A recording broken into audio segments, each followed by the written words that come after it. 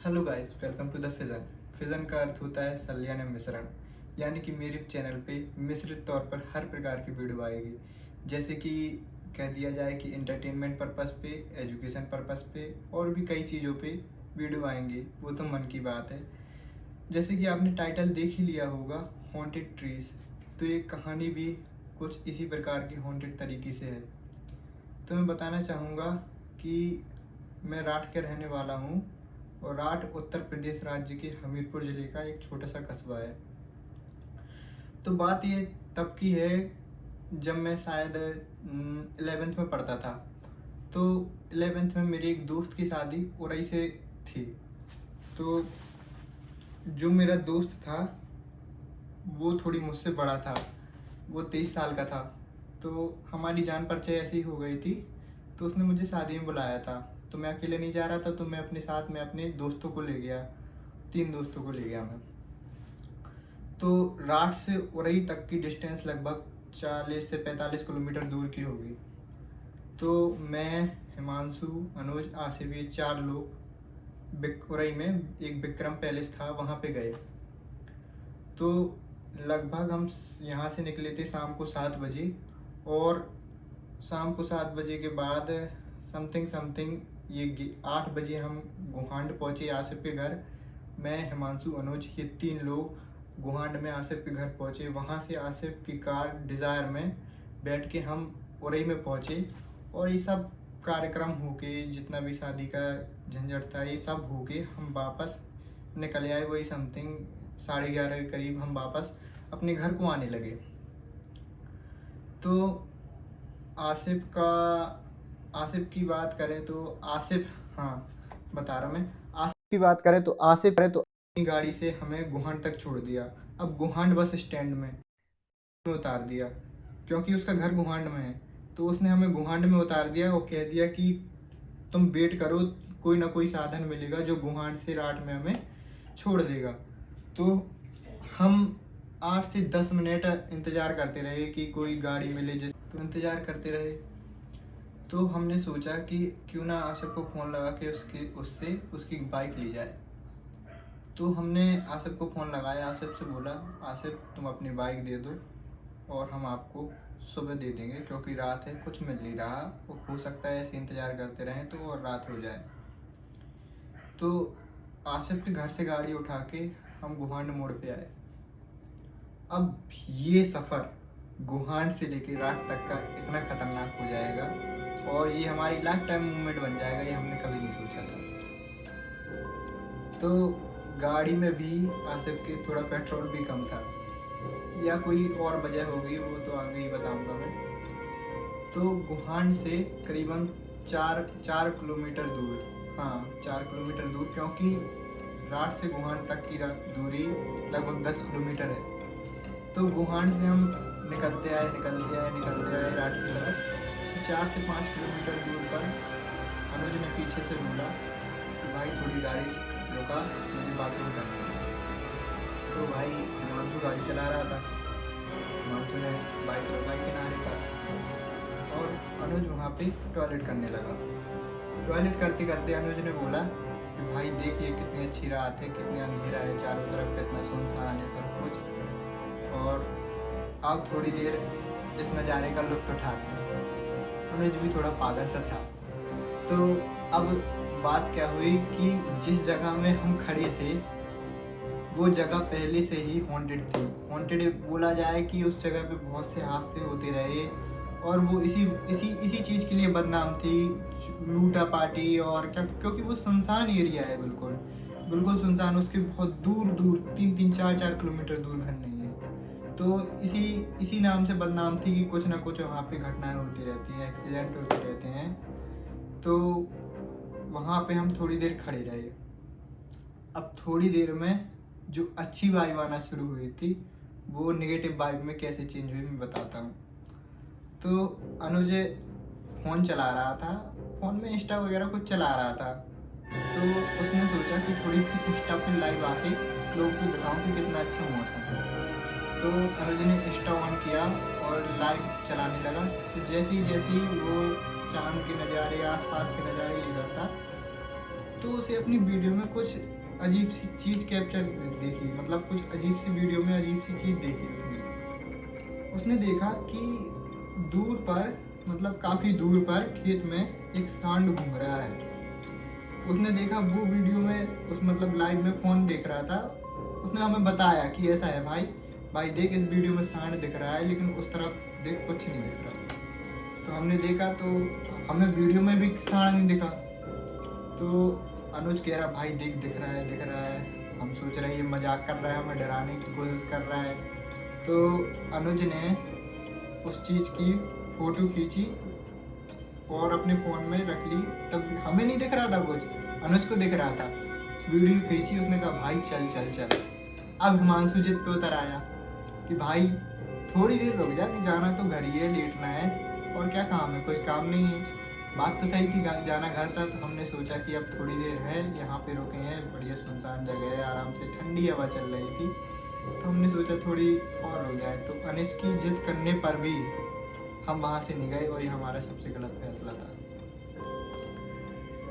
तो कुछ देर बाद हिमांशु को वहाँ पे कुत्ते नजर आए। रोड पे 2-3 कुत्ते थे जो ऐसे ही भौंक रहे थे। कुत्ते का काम है भौंकना, भौंकते रहे थोड़ी देर तक। हमने भी सोचा कि कुत्ते हैं, क्या भौंकते रहेंगे, थोड़ी देर में चले जाएंगे।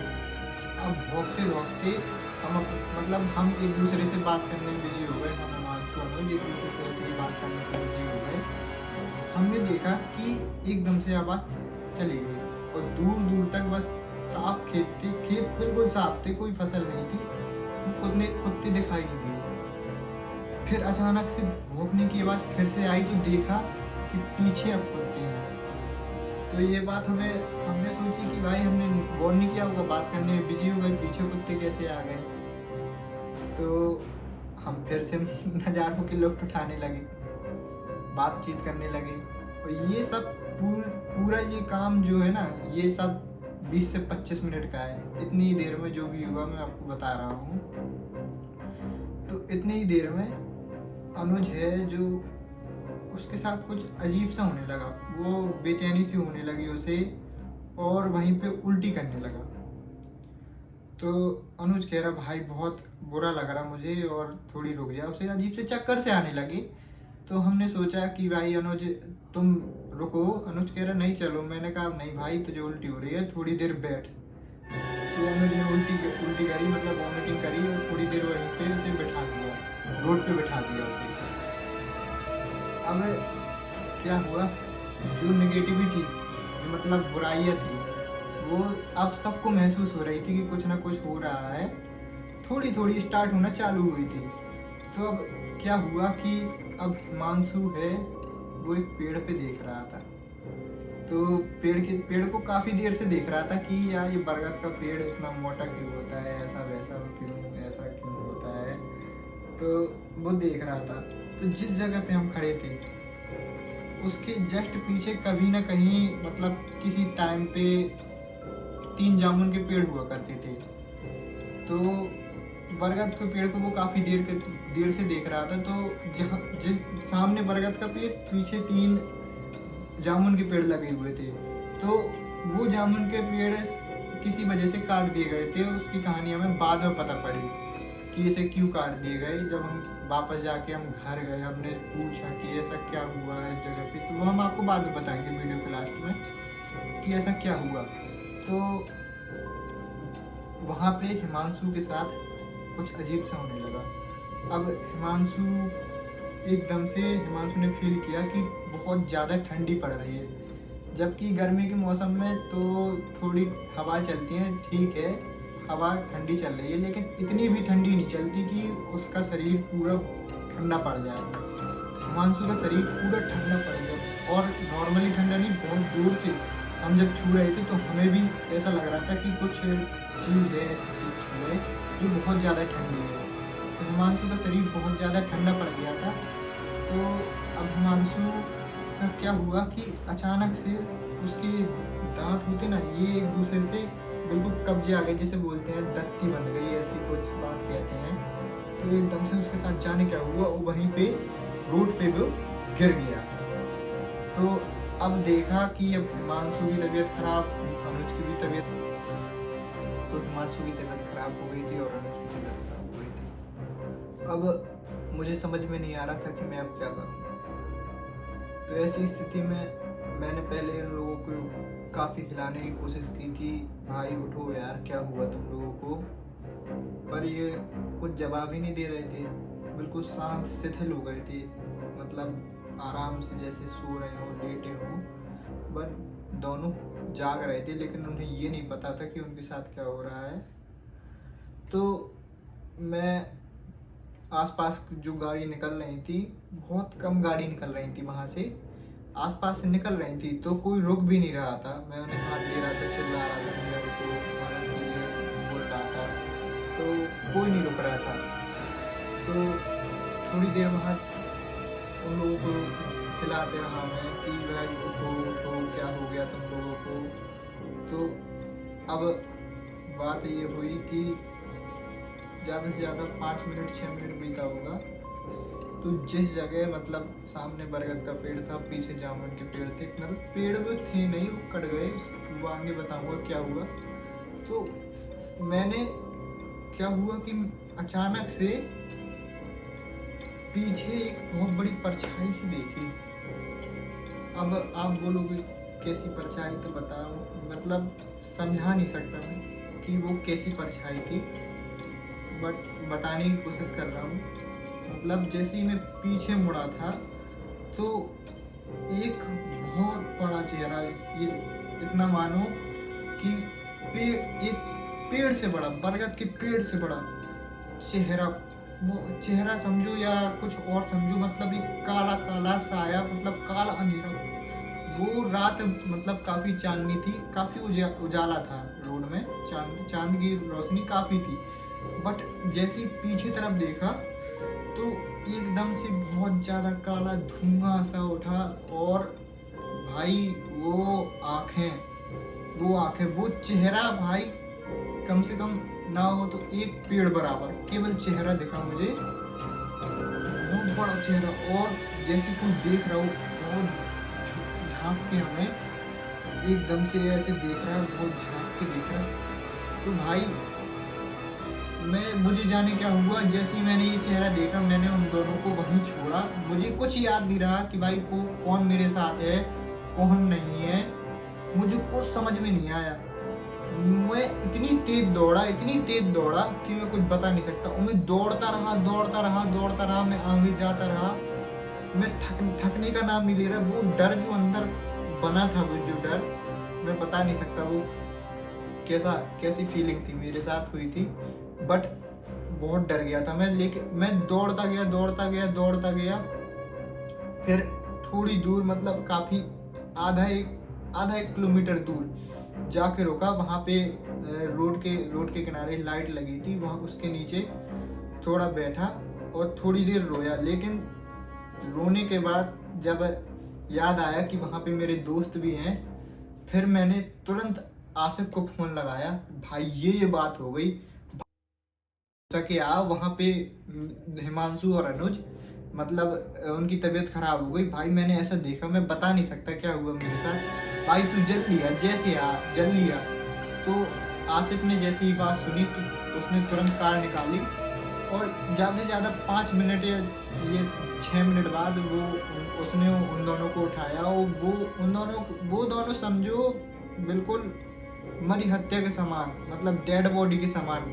आंखें खुली थी, बोल नहीं पा रहे, क्या हुआ, बस शांत लेटे हैं, कुछ हिल डुल नहीं रहे, बिल्कुल मतलब उनका शरीर नहीं हिल रहा, वो ऐसे लेटे थे। अब भाई मैं क्या बताऊं, मैं वहाँ पे इतना रोया, वो फीलिंग, वो डर, इतना डर, भाई मैं क्या बताऊं। तो आसिफ ने उन्हें उठाया। मैं अमगांव के आधा एक किलोमीटर दूर आगे एक रोड लाइट के किनारे बैठा था। आसिफ आया, हम बैठे, गाड़ी वहीं पे ऐसे ही छोड़ दी। और गाड़ी ऐसी मैंने तो मतलब उतर के सीधा भाग गया। हिमांशु, गाड़ी में शायद चाबी लगी थी, ऐसी छोड़ दी, चाबी आसिफ ने निकाल ली होगी। तो गाड़ी वहीं पे छोड़ के हम सीधे राट पहुंचे। और मैंने फिर आसिफ को भी नहीं जाने दिया। हिमांशु, आसिफ, अनुज तीनों मेरे घर पे ही उस दिन लिए। मैंने मम्मी को कुछ बात नहीं बताई कि क्या हुआ। हिमांशु और अनुज मतलब थोड़ी देर बाद जब से बाहर निकले, मतलब एक होता नहीं है जहाँ बहुत नेगेटिव वाइब होती है, उस एरिया से निकले थे वो ऑटोमेटिक ठीक हो गए थे। तो उस रात हम सो नहीं पाए। तो ये बात हमने सारी बातें आसिफ से बताई। मैं, अनुज, आसिफ और हिमांशु तीनों लोग, ये चारों लोग ऊपर मतलब हमारे घर के ऊपर छत में बैठे रहे और सोचते रहे कि ये आज हमारे साथ हो गया। तो आसिफ ने बोला कि भाई सुना तो मैंने भी है कि ऐसी कोई मतलब शक्ति है वहाँ पे, या कोई ऐसी कोई ताकत है जो उस जगह में आने से मना करती है, रोकती है। तो उस रात हम सो नहीं पाए। जैसे ही सुबह मम्मी उठी तो मतलब परेशान तो सब थे, मतलब डर तो सबके था। वो मतलब सीन था जो वो भूल नहीं पा रहे थे, सब परेशान थे। तो मम्मी उठी, मम्मी को हमने सब बात बताई। और हमारे हमीरपुर रोड में एक हनुमान जी का मंदिर है, उसे बालाजी का मंदिर है। तो वहाँ पे हम सुबह ही हम चारों गए सुबह मंदिर में। तो बाबा जी ने, एक बाबा जी थे, तो बाबा जी ने बताया कि कुछ नहीं हुआ, इन लोगों ने जिन्न को देख लिया, यानी इनका पाला एक जिन्न से पड़ गया। तो आप लोग जानते हो जिन्न के बारे में या नहीं जानते हो, बट मुझे तो थोड़ा सा मालूम है कि मतलब ये लोग अकेले सुनसान एरिया में रहना पसंद करते हैं और ये अपने एरिया में किसी और को आने की परमिशन नहीं देते। तो वो बालाजी के मंदिर में जो बाबा जी थे, उन्होंने बताया कि कई साल पहले वो एक जिस जमीन में तुम थे, जिस जगह में तो तुम थे, उस जगह में किसी किसान ने, जिसका खेत था, उसने अपनी खेतों की मेड़ों की रक्षा करने के लिए, मतलब प्रोटेक्ट करने के लिए, वहाँ पे उसकी जो जमीन के किनारे, मेड़ के किनारे 3 जामुन के पेड़ थे, उस पे उसने टोटका कराया था कि कोई भी आदमी इस रात में हमारी जमीन में ना आ पाए और हमारी फसल को नुकसान ना पहुँचा पाए। तो उसने टोटके से मतलब जिन्न वगैरह जो भी करा वो मतलब टोटका करवाया था और उसमें जिन्न रहने लगा था। तो ऐसा हुआ था, ये सब बाबा जी ने बताया। तो क्या हुआ था कि राठ हो रही मार्ग, मतलब राठ से हो रही में मेन रोड बनने का काम चालू हुआ था। तो वो मेन रोड से, वो रोड हम गाँव से भी होके जाता है, तो उस रोड में मतलब वो मेड़ के किनारे वो पेड़ आ रहे थे और खेत भी आ रहा था। तो ठेकेदार जिसने जिम्मा उठाया था रोड बनाने का, उसने उन तीनों पेड़ों को कटवा दिया और तब से ये घटनाएं हो रही हैं। तीनों पेड़ों को कटवा दिया। तो वो पेड़ों के में जो उनका घर था जिन्न का, अब वो उस रास्ते में अब वो खुल घूमते रहते हैं। तो बाबा जी बता रहे थे कि ये जिन्न दिन की चटक धूप में और अंधेरी रात में किसी जानवर, अधेड़, जैसे हमें तो भाई मुझे तो नहीं पता, लेकिन अनुज और हिमांशु को सांड और कुत्ते दिखाई दिए। तो बाबा जी ने बोला था कि ये जो जिन्न है वो दिन की चटक धूप में और आधी रात में जानवर व अधेड़ इंसान का रूप लगा के गाड़ियों से, वाहनों से टकरा जाता है और इसके कारण मतलब उस वाहनों की दुर्घटना हो जाती है। ये काफी केसेस मतलब सुनते आए, हम पहले से ही सुनते आए, बट हमें पता नहीं था कि ऐसा क्यों होता है, क्यों ही इसी जगह में एक्सीडेंट होते रहते हैं। और बहुत एक्सीडेंट हुए हैं। और पर लोगों ने बताया कि भाई बाइक वहाँ से मुड़ गई है, इस वजह से एक्सीडेंट होते हैं और कई कारण हो सकते हैं। वो रोड सही से नहीं बना, किसी भी ठेकेदार ने बना दिया, इस वजह से शायद एक्सीडेंट होते हैं। बट जो हमने फील किया वो तो झूठ नहीं हो सकता। अब इसमें हम क्या बताएं जैसी जो फीलिंग उस समय हमें आ रही थी, वो फीलिंग आज भी मुझे याद है कि भाई कुछ तो है उस जगह में। और ये बात आज भी मेरे दोस्त जानते हैं कि वहाँ पे जिन है और ऐसी कोई बात है, वो कुछ ना कुछ तो होती है नेगेटिव फीलिंग। आप लोग भी जानते हो इस संसार में भगवान हैं, अगर अच्छी ताकतें हैं तो बुरी ताकतें भी निवास करती हैं इस दुनिया में।